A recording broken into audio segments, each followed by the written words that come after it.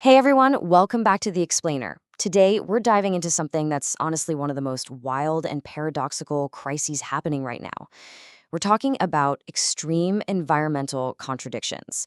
I mean, we are living in a time where a single geographical region can somehow be simultaneously drowning in floodwaters and entirely parched from a severe drought. How does that even happen? And more importantly, how do we fix it?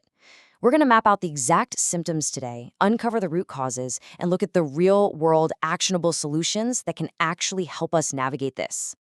Okay, let's just dive right into it. We've got a pretty clear map for today.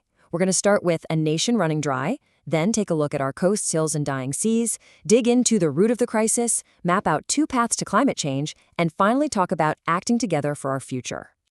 All right, section one, a nation running dry. We're going to kick things off by looking at the crazy contradictions happening right now in our urban water supply. It's this totally wild, almost unbelievable paradox playing out in real time. On one hand, you've got cities like Bengaluru literally drowning in surface runoff despite getting plenty of rain. And why is that? Well, because a whopping 81% of the city is now covered in concrete. The water literally has nowhere to go. It can't percolate into the soil. But then, right next to those flooded streets, you have severe drought. In that exact same city, 40% of the population relies on bore wells, but those bore wells are drying up. So you end up with this crazy situation where water is flooding the surface because it can't sink in, while the ground right below it is completely parched. So the crucial point here is the sheer scale of the problem. It is staggering. Look at this. Projections are showing that June 2026 is on track to be the fifth driest on record since all the way back in 1901. We're talking about massive rainfall deficits sweeping across multiple states, huge percentage drops from the northwest straight down the coast. You know, these unreliable monsoons aren't just a weird fluke anymore. They're kind of becoming our baseline, and it's putting a massive squeeze on resources that are already stretched way too thin. Which brings us to section two. Coasts, hills, and dying seas. Because, you see, it's easy to look at one city and think it's an isolated issue, but these climate symptoms are actually deeply connected across entirely different landscapes. Let's move up to Kashmir and see how this builds. They've been hit by an unprecedented dry spell. Over 700 water schemes have been severely impacted, and officials are really scrambling just to manage basic supplies. But it's not just about the taps running dry. The area's iconic lakes are literally dying because of eutrophication. Basically, that's an overload of nutrients that sucks all the oxygen right out of the water. It's gotten so bad that migratory birds, like turtle doves, have pretty much stopped visiting the valley altogether. The whole ecosystem is fundamentally shifting. Now, let's pivot over to the northeast. In Manipur, you have this tragic combination of unchecked ecological damage and relentless heavy rainfall hitting these modified, unstable mountain slopes. And the result? An absolute tragedy. A massive landslide at the Tupul Railway construction camp ended up claiming 79 lives. The mountain essentially just gave way because its natural structural integrity had been completely compromised by deforestation, construction, and of course, extreme weather. It's a really tough reminder of what happens when rapid infrastructure development just completely ignores geological and climate realities.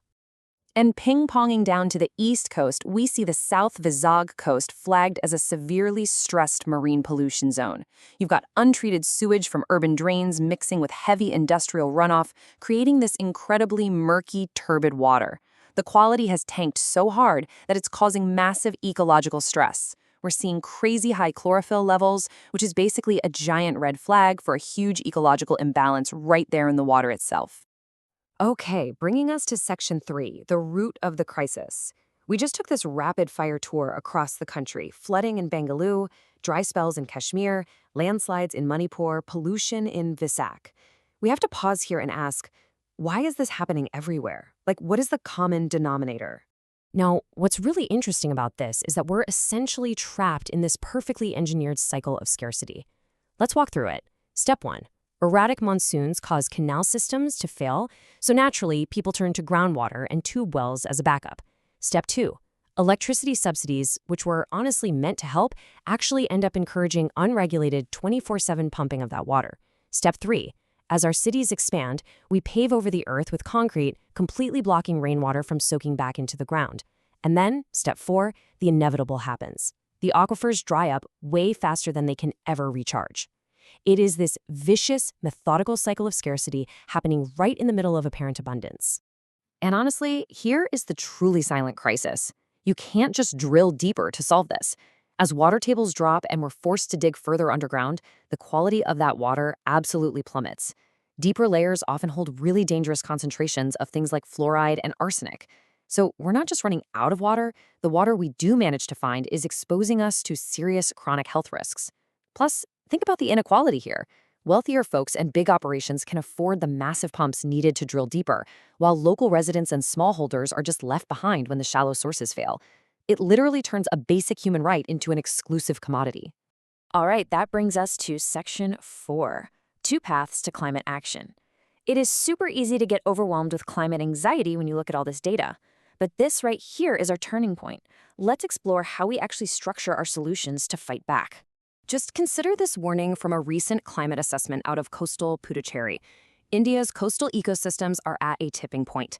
I mean, that is incredibly urgent. We are staring down rapid sea level rise, intense cyclones, and shoreline erosion that is threatening freshwater aquifers and coastal communities year after year.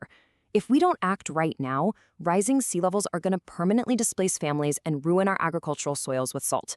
The ecological damage is literally on the verge of becoming completely irreversible. So how do we actually fix it? Well, we need to look at this through 2 distinct lenses. First up, the policy maker lens. They're the ones holding the systemic responsibilities, stuff like mandating climate-resilient zoning, funding large-scale smart urban drainage, and handing out subsidies for green tech. But here's the thing. Policy totally fails without the second lens, which is the resident lens. This is our personal agency. This means setting up domestic rainwater harvesting, switching over to energy-efficient appliances, ditching single-use plastics, and demanding better public transit. Neither lens works on its own. They absolutely have to operate together to balance the macro with the micro.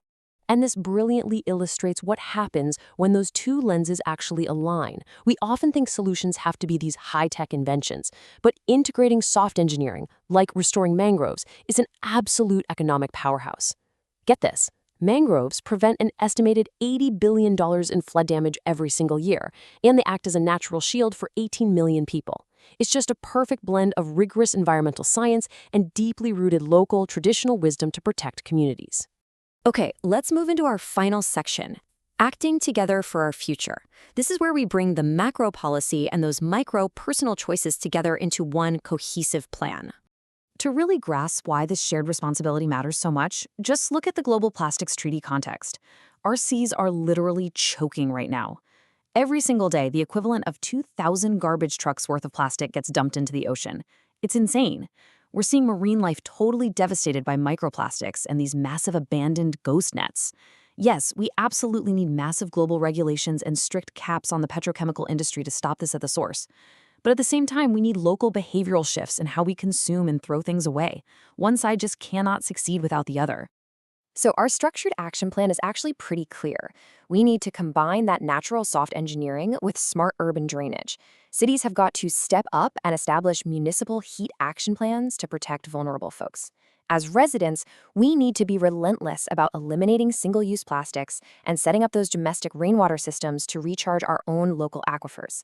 And crucially, we have to weave sustainability directly into our education systems so the next generation is prepared. Seriously, your individual carbon footprint might seem small, but when you combine it with millions of others, it aggregates into a massive, undeniable systemic impact.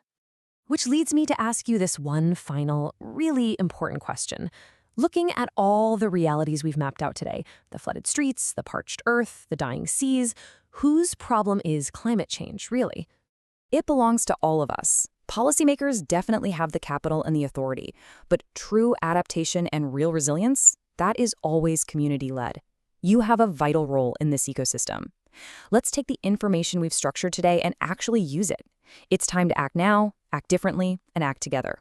Thank you so much for joining me for this explainer.